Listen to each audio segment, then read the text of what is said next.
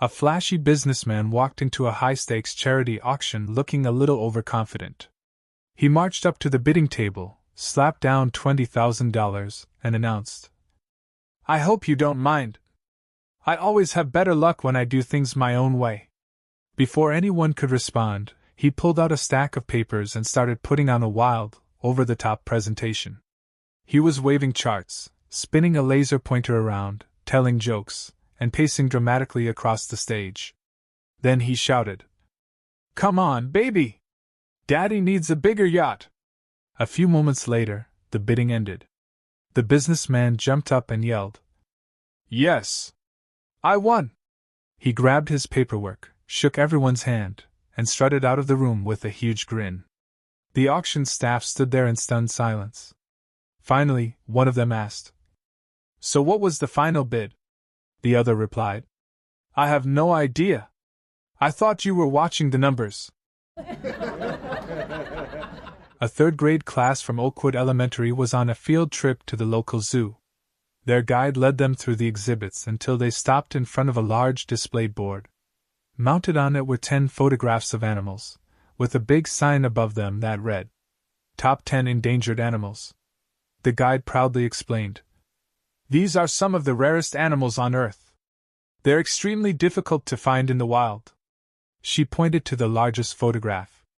"And this one is among the rarest of them all." A little boy wearing a baseball cap immediately raised his hand. "Yes?" the guide asked. "So that's one of the hardest animals in the world to find?" "That's right," she replied. The boy studied the picture carefully for a few seconds.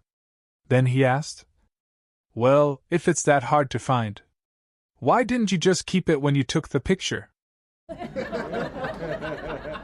A man was walking through a neighborhood when he spotted a beautiful vintage sports car parked in a driveway. Hoping to buy it, he knocked on the owner's door and said, "That car looks amazing. I'll give you $20,000 for it." The owner shook his head. "It doesn't run very well, and it's not for sale." The man was determined. "I don't care. I'll give you $40,000. The owner shrugged. "Well, it doesn't run very well, but if you want it that badly, it's yours." The deal was made. The very next day, the buyer came storming back. "You ripped me off," he shouted. "The engine is completely dead. This car won't move an inch." The owner calmly folded his arms and replied, "I told you it didn't run very well, didn't I?" A man in his 50s visited a high-tech fitness center that offered a revolutionary body sculpting machine. The trainer explained, "This machine uses a special adjustment dial. Every few months you simply turn the dial, and it tightens and reshapes your body automatically." The man loved the idea and signed up immediately. For years, the results were incredible. Every time he adjusted the dial, he looked fitter, younger, and more athletic. 15 years later, he returned to the fitness center with a complaint. "Everything has worked perfectly," he said. "But lately I've developed 2 problems. First, I have these strange bulges hanging around my knees, and no matter how much I adjust the dial, they won't go away." The trainer examined him carefully and nodded. "Those aren't bulges," he said. "Those are your elbows." The man stared for a moment and then sighed. "Well, there's probably no point asking about the tail, then." A strict high school football coach was meeting a new player before practice. The coach folded his arms and said, "Listen, son. On my team, I don't use first names. It keeps things professional. Everyone is called by their last name only." He pointed across the field. "That's Wilson. Over there is Thompson. And that guy is Carter. That's how we do things around here." The new player nodded. "Understood, coach." "Good," said the coach. "Now tell me your last name." The young player hesitated. "Well, it's Sweetheart." The coach blinked. "Your last name is Sweetheart?" "Yes, sir. Ethan Sweetheart." The coach stood there silently for a few seconds. Then he cleared his throat and said, "All right, Ethan, the first thing I'd like you to do is warm up with the rest of the team." One Saturday, little Johnny went with his father to a horse auction. As they wandered through the stables, Johnny watched intently as his father moved from horse to horse, carefully inspecting each one. His father would run his hands along the horses' legs, squeeze their muscles, check their rumps, and even press against their chests. Johnny furrowed his brow, confused by the whole process. After a few minutes, he couldn't hold back his curiosity any longer. "Dad, why are you doing that?" His father straightened up and patted a horse's side. "Well, son, when I'm buying a horse, I have to make sure it's strong, healthy, and in good shape before I decide to buy it." Johnny's eyes widened, and his face turned pale with concern. He hesitated for a moment before whispering urgently, "Dad, I think the UPS guy wants to buy Mom." One chilly afternoon, a very drunk man stumbled onto a frozen lake, ice fishing gear in hand. He plopped down, grabbed his drill, and started making a hole in the ice. As he peered into the freshly drilled hole, a booming voice echoed from above. "There are no fish down there." Startled, the fisherman looked around, saw no one, and shrugged. He picked up his gear and wobbled a few yards away, drilling another hole. Just as he leaned over to check his new spot, the voice spoke again. "There's no fish down there either." Blinking in confusion, the fisherman frowned, grabbed his stuff, and staggered about 20 yards away before drilling yet another hole. As soon as he bent down to look inside, the voice rang out once more. "There's no fish down there." The fisherman, now thoroughly spooked, dropped his drill and looked up at the sky. "God, is that you?" he slurred. A frustrated voice replied, "No, you idiot! It's the rink manager." Hey everyone! My second channel link in description. Please visit this channel. I am sure you feel motivated and you like video. One afternoon, an older, tired-looking dog wandered into my yard. He wasn't a stray. I could tell from his well-groomed coat, sturdy collar, and well-fed belly that he had a home and was well cared for. He approached me calmly, wagging his tail in a slow, relaxed rhythm. I gave him a few pats on the head, and he sighed contentedly. Then, without hesitation, he followed me inside, strolled down the hallway, curled up in a quiet corner, and promptly fell asleep. An hour later he woke up, stretched, trotted to the door, and I let him out. The next day, he was back. Same routine, greet me in the yard, come inside, find his spot, nap for an hour, then leave. This continued for weeks. Curious, I decided to solve the mystery. I pinned a note to his collar. "I would love to know who owns this sweet dog. Did you know that almost every afternoon, he comes to my house for a nap?" The next day, he arrived as usual, but this time, with a new note pinned to his collar. It read, "He lives in a home with 6 children, 2 under the age of 3. He's just trying to catch up on his sleep. Please, may I come with him tomorrow?" An old woman warns her husband. "If you walk across this kitchen floor after I mop it again, I swear I'll kill you." The next day, after she finishes mopping, he does it anyway, tracking dirt and water right through the kitchen into the living room. True to her word, she doesn't say a thing. She walks to the bedroom, grabs his pistol from the closet, and shoots him dead in his recliner. Calmly, she picks up the phone and dials 911. "I told my husband that if he walked through the kitchen after I mopped it, I'd kill him.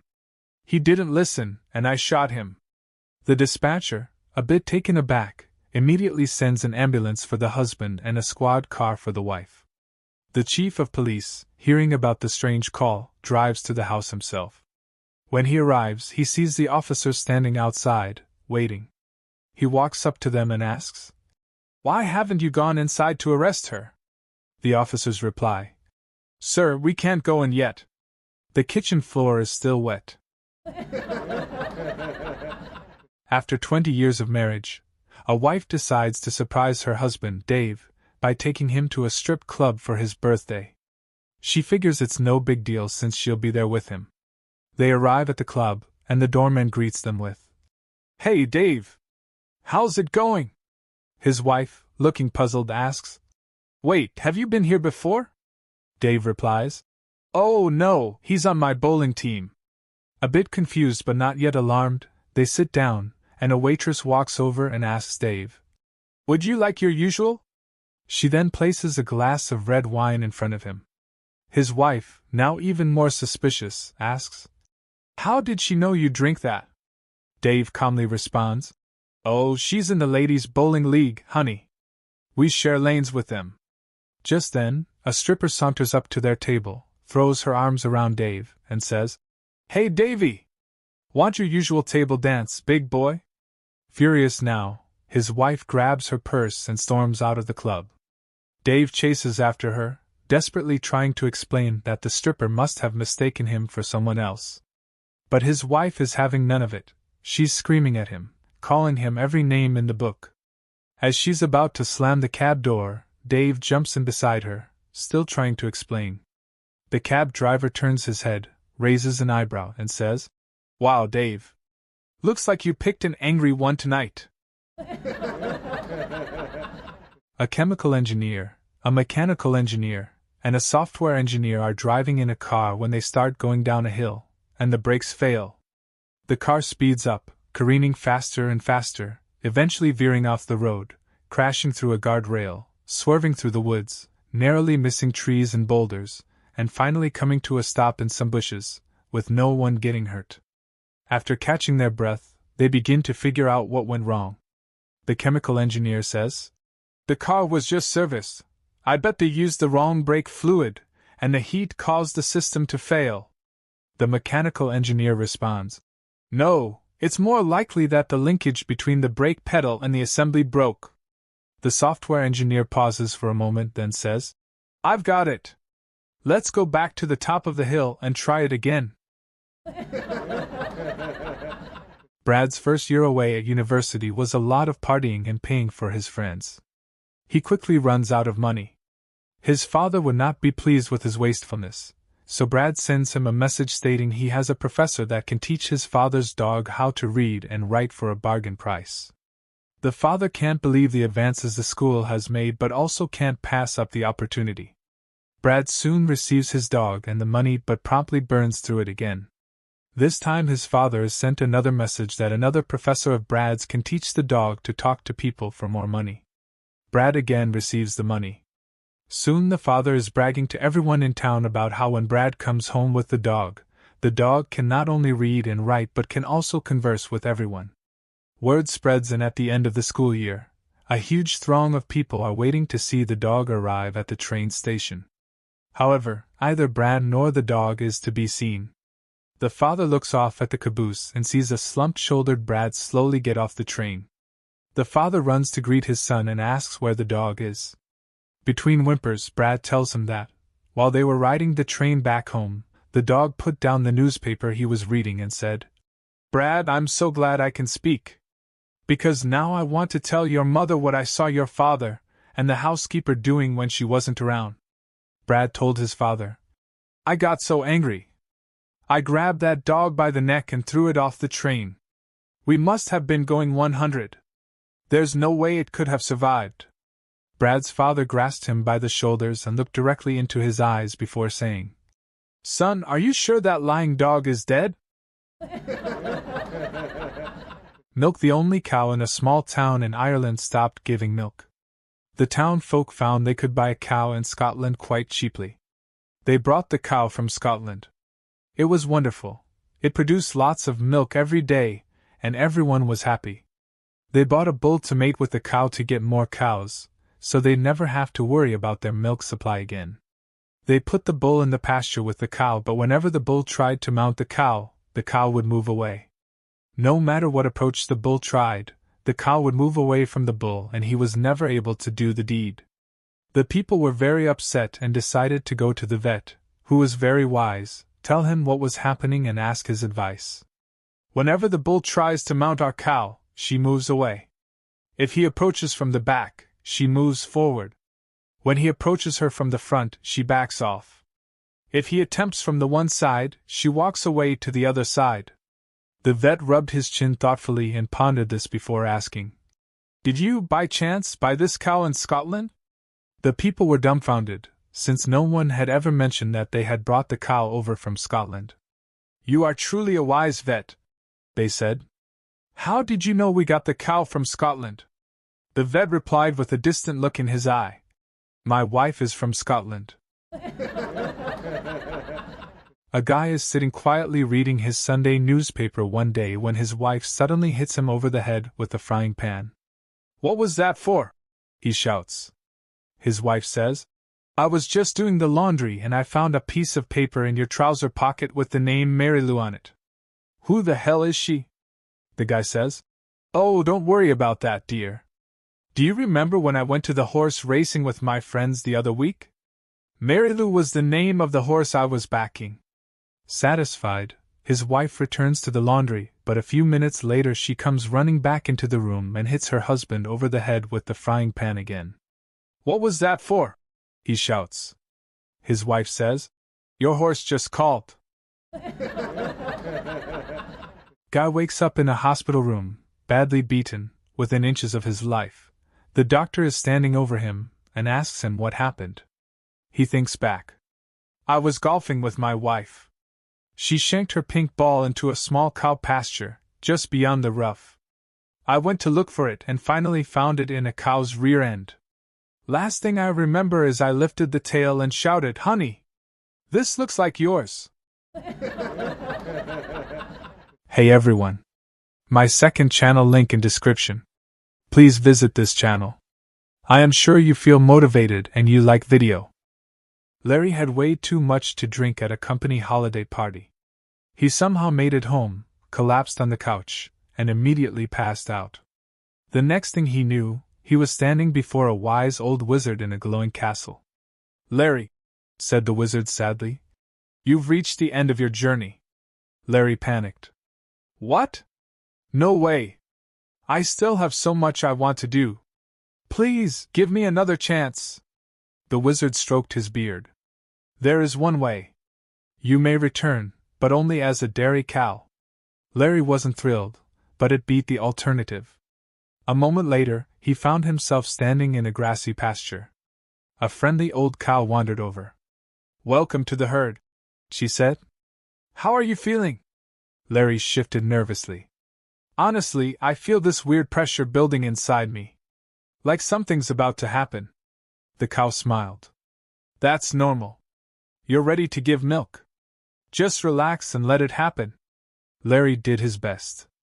A few moments later, he felt an incredible sense of relief. "Wow!"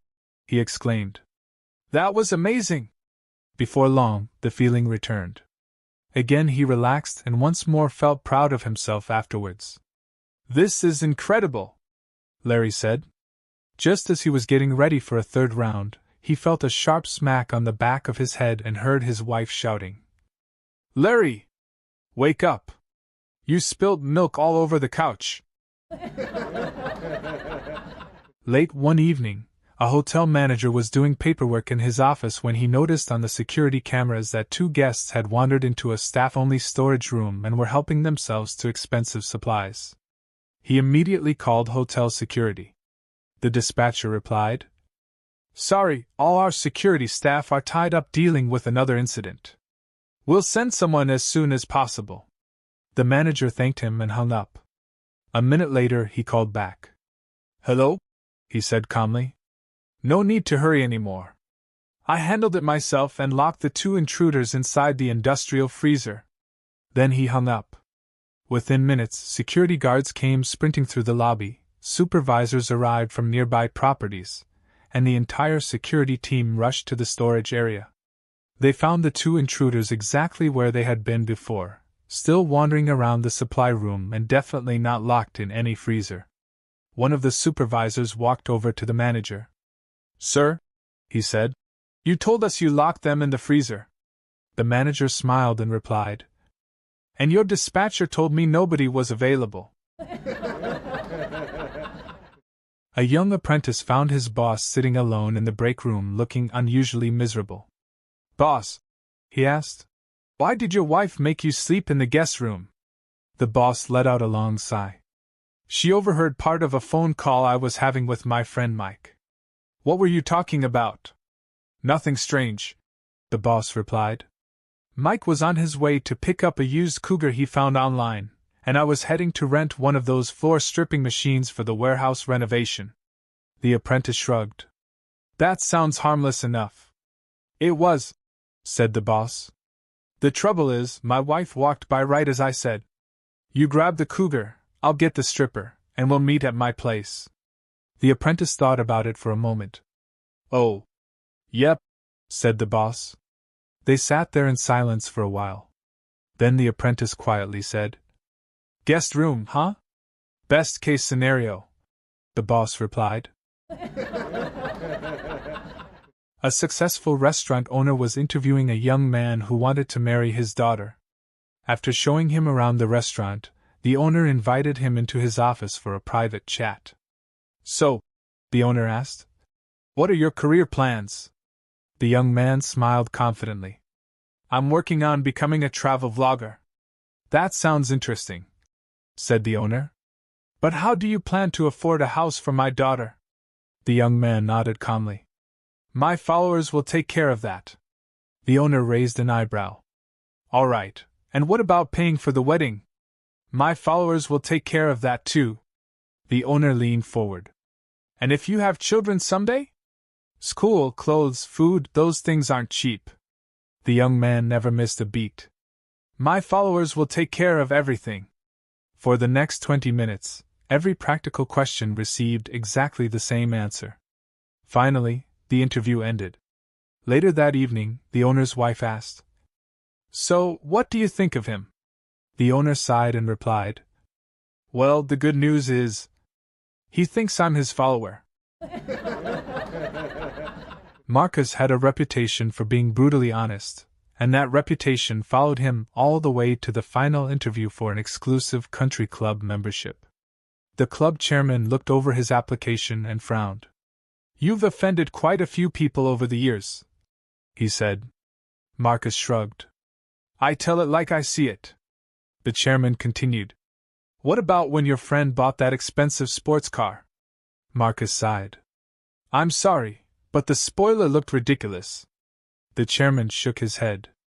And when your neighbor spent months building that backyard pool? I'm sorry, said Marcus, but it looked more like a giant bathtub. The chairman flipped another page. And the custom suit your brother wore to his anniversary party? Marcus winced. Look, I'm sorry, but it fit like a sofa cover. The chairman leaned back. If you expect to be accepted into this club, we're going to need a sincere apology. Marcus nodded. You're right. I'm very sorry. Excellent, said the chairman. Marcus smiled politely and added, But with a nose like that, you really shouldn't wear those tiny reading glasses. A young man applied for a job at a large electronics store. The manager began the interview with a few simple questions. All right, sir, can you tell me how many years of experience you have? The applicant looked down at his hands and counted carefully on his fingers for a few seconds. 7 years, he replied confidently. The manager raised an eyebrow but continued. Okay, and what's your current weight? The young man stood up, pulled a small digital scale out of his backpack, stepped on it, and announced, 170 pounds. The manager was getting concerned. One last basic question. What's your employee ID number from your previous job? The applicant closed his eyes, gently swayed from side to side for about 20 seconds, and quietly moved his lips. Finally, he smiled and said, 45872. Now completely puzzled, the manager asked, Look, I understand counting on your fingers to figure out your experience, and I can see why you'd use a scale for your weight. But what were you doing when I asked for your employee ID? The applicant replied, Oh, that was easy. I was just singing. 45872, 45872, 45872. One afternoon, a woman sent her husband to pick up a large cake for her sister's birthday party. Don't be late, she warned. Everyone's counting on that cake. Don't worry, he said. I'll be right back. On the way home, he bumped into an old college buddy. Hey! Long time no see. said the friend. After a few minutes of chatting, the friend suggested, "Come on, let's grab a quick coffee." The husband hesitated. "I really should get home." "Just one." Of course, one coffee turned into several drinks, a long conversation, and an entire afternoon. Hours later he glanced at his watch. "Oh no! I'm 4 hours late!" He grabbed the cake box and raced home. As he hurried up the front path, he tripped on the steps. The cake flew out of the box, and cupcakes, decorations, and frosting scattered everywhere. The crash brought his wife charging to the front door. She flung it open and shouted, "Where have you been? The party started hours ago." The husband looked at the mess spread across the lawn. Then he pointed dramatically at the scattered cupcakes and yelled, "Keep moving, team! We're almost at the finish line." The haircut. Blessed are those that can give without remembering and take without forgetting. One day a florist went to a barber for a haircut. After the cut, he asked about his bill, and the barber replied, "I cannot accept money from you. I'm doing community service this week." The florist was pleased and left the shop. When the barber went to open his shop the next morning, there was a thank you card and a dozen roses waiting for him at his door. Later, a cop comes in for a haircut, and when he tries to pay his bill, the barber again replied, "I cannot accept money from you. I'm doing community service this week." The cop was happy and left the shop. The next morning when the barber went to open up, there was a thank you card and a dozen donuts waiting for him at his door. Then a member of parliament came in for a haircut, and when he went to pay his bill, the barber again replied, "I cannot accept money from you. I'm doing community service this week." The member of parliament was very happy and left the shop. The next morning, when the barber went to open up, there were a dozen members of parliament lined up waiting for a free haircut. And that, my friends, illustrates the fundamental difference between the citizens of our country and the politicians who run it. If you don't forward this, you have no sense of humor. A recent letter to an agony aunt. Dear Marjorie, I have never written to you before, but I really need your advice. I have suspected for some time now that my wife has been cheating on me. The usual signs: the phone rings, but if I answer, the caller hangs up. My wife has been going out with the girls a lot recently, although when I ask their names, she always says, "Just some friends from work, you don't know them." I try to stay awake and watch for her when she comes home, but I usually fall asleep. Anyway, I have never broached the subject with my wife. I think deep down I just did not want to know the truth, but last night she went out again and I decided to finally check on her around midnight. I hid in the garage behind my golf clubs so I could get a good view of the whole street when she arrived home from a night out with the girls. When she got out of the car, she was buttoning up her blouse, which was open, and she took her panties out of her purse and slipped them on. It was at that moment, crouching behind my golf clubs, that I noticed a hairline crack where the grip meets the graphite shaft on my tailor-made 460 driver. Is this something I can fix myself, or should I take it back to the golf superstore? Four Catholic men and a Catholic woman were having coffee. The first Catholic man tells his friends, "My son is a priest. When he walks into a room, everyone calls him father." The second Catholic man chirps, "My son is a bishop. When he walks into a room, people call him your grace. The third Catholic gent says, "My son is a cardinal.